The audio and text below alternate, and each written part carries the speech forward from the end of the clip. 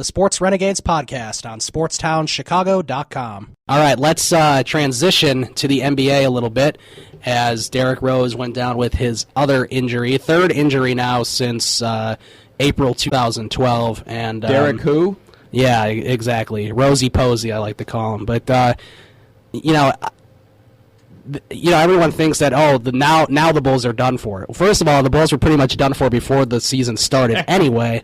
Second of all, when he's on the floor, he's not playing that well. I understand he might create space, and Rose might be, and Derrick Rose might have two guards on him or something, so that he can go kick the ball out to Pau Gasol for a jumper or something. But now, I mean, you're not really any worse than you were before, but you're not any. But they certainly didn't improve. They're better off than they were last year when Rose went down, because last year you had Jimmy Butler that could not shoot the ball for his life. Right, and now he's shooting lights out, and then you add Pau Gasol. Right, and then Pau Gasol over Carlos Boozer is a major upgrade. Yeah. The only downgrade they really have is that Noah hasn't been playing as well. He's showing Noah's scoring like 4 points, and he's going like 2 for 8 from the field. It's very disappointing, although he's still passing well. He's still getting assists and tons of rebounds. His rebounding has gone up since the season started. Like, his rebounding is going back to normal. Right. I was at the game Monday when Rose's probably his final game of the season, although today they said, he might only miss 3 to 8 weeks. I'm just thinking, well, if he's only going to miss 3 to 8 weeks with a torn right meniscus, why did he miss the whole season last year with this same injury? We'll have to see if he listens to the doctors this time, because if he doesn't listen to the doctors this time and he goes on his own timetable again, then he's going to be back, the way that he's been the last 3 seasons, not playing well at all. Yeah, I mean... And hurting the team when he's on the floor. He's not helping the team when he's on the floor. Right, I mean, why did he miss the entire season last year with this injury, and now he might only miss 3 to 8 weeks? I don't know. I guess he's having surgery tomorrow, I heard. So we'll have to see. It wouldn't be the worst thing if he did come back, because I don't know if I can take any more Kirk Heinrich starting. Yeah, that's not good. I think Kirk Heinrich needs to retire very shortly. Then, of course, you have Aaron Brooks, and we'll have to see if the Bulls want to sign another guard. Nate Robinson. I heard Nate Robinson, but that's just a carbon copy of Aaron Brooks. I don't know if I really want that. I don't know if Thibodeau will want another guy like that either. And you also have to keep in mind, Nate Robinson was cut because he wasn't showing the explosiveness that he had before he tore his ACL last year. He wasn't playing well. No, he wasn't playing well at all, and they. But see, everyone was ready to jump the gun on this and say, here's a reason now that the Bulls aren't going to make the finals. Okay, well, their finals chances didn't really increase or decrease. It's pretty much stayed the same, even with this Rose injury. The Bulls are still going to be in the playoffs. They're probably going to be, I wouldn't say any higher than 3 maybe, because I think the Cavaliers will bypass them. But and then Atlanta will probably stay at the top because they've been just playing really well, and there's only a few months left. Good team basketball going on in Atlanta now. Yeah. I mean, it's really surprising, but it's not surprising now at this point of the season when they only have like 10 losses still. So they're doing really well, and I think the Bulls will probably be 3rd or 4th seed, and we'll have to see how far they can go. Can they beat the Cavaliers? I think it's possible. I don't know if they can beat them in a 7-game series, but it's unlikely. It's possible. I think they have more hope this year than they've had in 2013 and 2014. Right. I mean, when you upgrade you go from Carlos Boozer to Pau Gasol, and Jimmy Butler going from a guy that you don't want on your team or you don't want to shoot the ball to a guy that has been playing really well, averaging over 20 points a game. He can't live without him now. Yeah, he'll need to really step it up with this Rose injury. Powell's going to have to step up. Mike Dunleavy hasn't been shooting well at all. He has to start to shoot well again, too.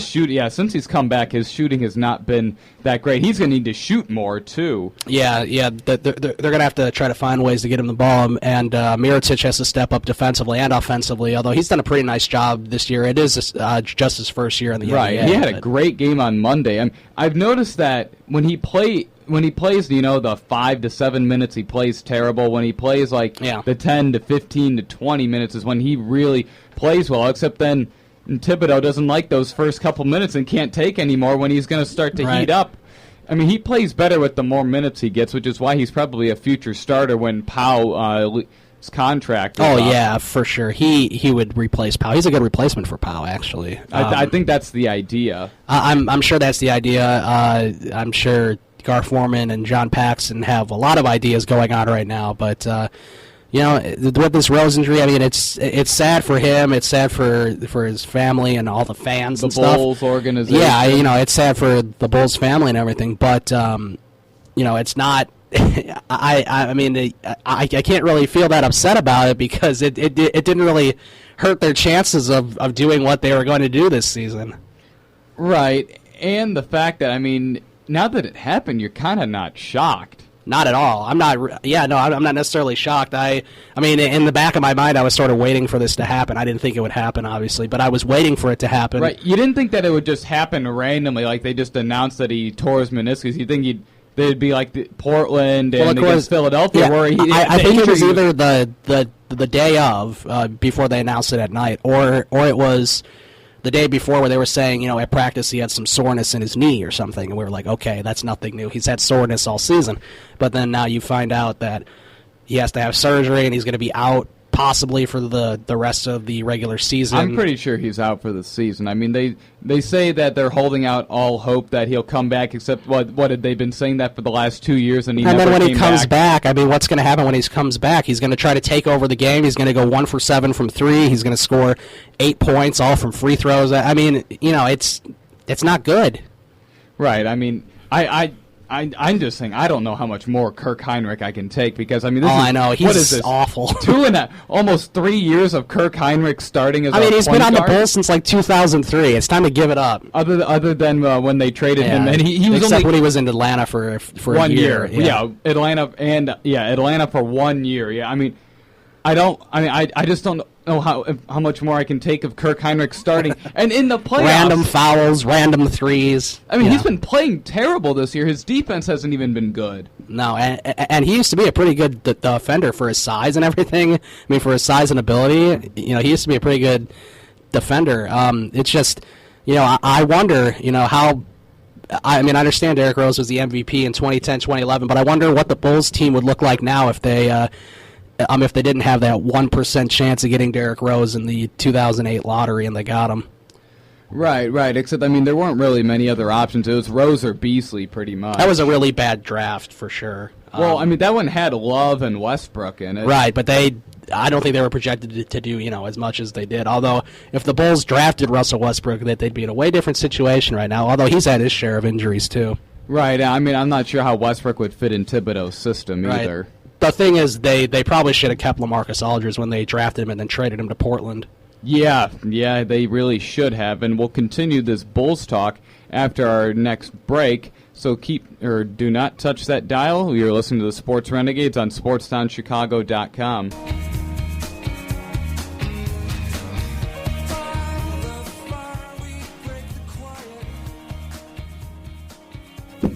Welcome back to the Sports Renegades here on SportsTownChicago.com. We've been talking about the Derrick Rose injury and just the look of fear that you get just thinking about Kirk Heinrich starting again. I know it's very sad, but it's not sad for the Bulls' hopes of making the Eastern Conference Finals, which they can still make, I think, pretty easily. I mean, in a 7-game series, I mean, you're still going to have Pau Gasol and Jimmy Butler step up, and Joakim Noah will probably turn it on for the playoffs. And Tony Snell's been playing really well, so he's a good option off the bench. So it's just it's sad. It's more sad for Derrick, and it's more sad that this keeps happening to him than it is, it's sad for the team because it's not really that bad for the team. Yeah, I mean, obviously, you'd probably rather have Rose out there than Heinrich. Sure. Really, it kind of goes down to how Joakim Noah plays in the playoffs and how healthy he is, and if he can play like Joakim. And now you wonder how are they going to run the offense? Are they going to run it with Joakim Noah like they did last year, or are they going to try to have Kirk Heinrich run it, or Aaron Brooks run it, or maybe run it through Powell? I mean, we really don't know. I know Noah had like 8 assists last night in that awful loss to Charlotte. Yeah, he did. And that game yesterday, I mean, that was just a weird game. I feel like they didn't play as well because of the Rose injury, and they were. I predicted they were going to lose because I thought it was just going to be the Rose injury hangover. Right, and Charlotte's not an awful team. Like, you can't, like, fall behind, so much to a team like Charlotte because you'll never get back into the game. And it's like in the last 6 or 7 minutes of the game, the Bulls just stopped playing, and it looked like their effort had gone way down, and they were not playing well at all in that fourth quarter. Right, and an interesting thing is, which I was just kind of wondering what's wrong with people. Like, when Rose went injured, they were acting like Thibodeau was going to be fired because of Rose. Like, are you stupid? It's like, is Thibodeau purposely injuring Rose? No. Now, I understand the first injury, a lot of it had to do with the Bulls being up by 12 with 1:37 left, and Rose was still in the game. But that was also game one of the playoffs, and that was also the first year of that team together with Tom Thibodeau. Second year. It was the second year, that's right. It was the second year of them in there. So, I don't really put too much blame on Tom Thibodeau for that, but a lot of people are quick to say, all this Rose stuff happened because of Tom Thibodeau, and now Tom Thibodeau is going to be, if the Bulls don't win the finals, or at least go to the finals, Tom Thibodeau is going to be gone. I don't really think so, because what other option do you have? There really isn't anything. Are you going to go get Lionel Hollins? Are you going to go back and get Vinny Del Negro? I don't think so. Right, and another thing is, is it Tom Thibodeau's fault that Derrick Rose slipped in Portland last year and tore his meniscus? That was a non-contact. That was in the middle of the third quarter or something. That wasn't just a non-contact play. That was a play with no one even around him. Is that Tom Thibodeau's fault? Absolutely not. No, but a lot of people like to blame that first injury on him and think that he's never been the same since that, which he hasn't been the same since that. But, well, he also hasn't really played very much since then. Right, either. It was 99 games in 2 or 3 seasons only. So it's very sad, and now he's going to be missing a lot more games. It's sad to think. I was a senior in high school still when he got hurt. I had 2 or 3 weeks left of my senior year when Derrick Rose got hurt, and he hasn't been good since then. And that's in a couple months, that's 3 full years. Granted, you should take into account all the games that he's missed, considering he's had more seasons that he missed every single game than seasons that he played every single game. Yeah, it's wow. It's that's not. It's hard. It's really weird to think about it. It's just he really is like a Brandon Roy, although Brandon Roy never won Player of the Year. Right, and MVP, also Brandon Roy's knee problems were more chronic. Right. DeRose is tearing ligaments left and right, and it's really kind of interesting. What if Derrick Rose never got injured, or better yet, what if the NBA season didn't happen the lockout year, which is the year that Rose had every single injury known to man? Yeah. What if that season didn't happen? I'm sure the Bulls would have made it to the finals at least once. I think they would have beaten Miami at least once. But again, are you going to beat the team in the Western Conference? I don't know. I think in 2012, it would have been hard for the Bulls to beat Oklahoma City. It would have been a hard-fought game. I don't think the Bulls would have won in 5 like Miami did. In 2013, I don't know if they would have beaten those Spurs. The Heat barely beat the Spurs in 2013. And then in 2014, the Spurs beat them. So now, if you're talking about that when Miami just dismantled Oklahoma City in the finals, right? If that's the MVP, Rose, I think the Bulls win that series in 5 or 6 games. Right, but it's not going to be as dominant as it was, for Miami, where LeBron James was just able to go off. I get what you're saying. Their best chance to win with a healthy Rose, if Rose never had these injuries, their best chance probably would have been 2012, I'm thinking, because I don't think they would have beaten San Antonio.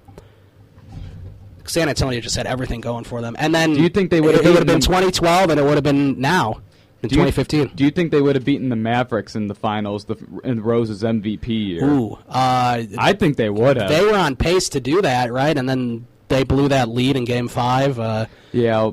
They played bad in that Miami series, other than the first game, because I believe it was Game 4, Rose missed a shot at the end of the game that would have won it, sent it to overtime, and then they just got clobbered in that overtime period. Yeah, they could have gone, 6 or 7 games with the Mavs, but I think that would have been probably. I think they would have won. I think nationally, most people probably would pick the Bulls in that. Right, I think that was the year. That was probably their best year, because it's sad to think that was their best year, because that was Tom Thibodeau's first year, and that was Derrick Rose's MVP year. Yeah, the beginning of the Derrick Rose era. Really, you would think he would get better with age. He's gotten tremendously worse with age because of his injuries.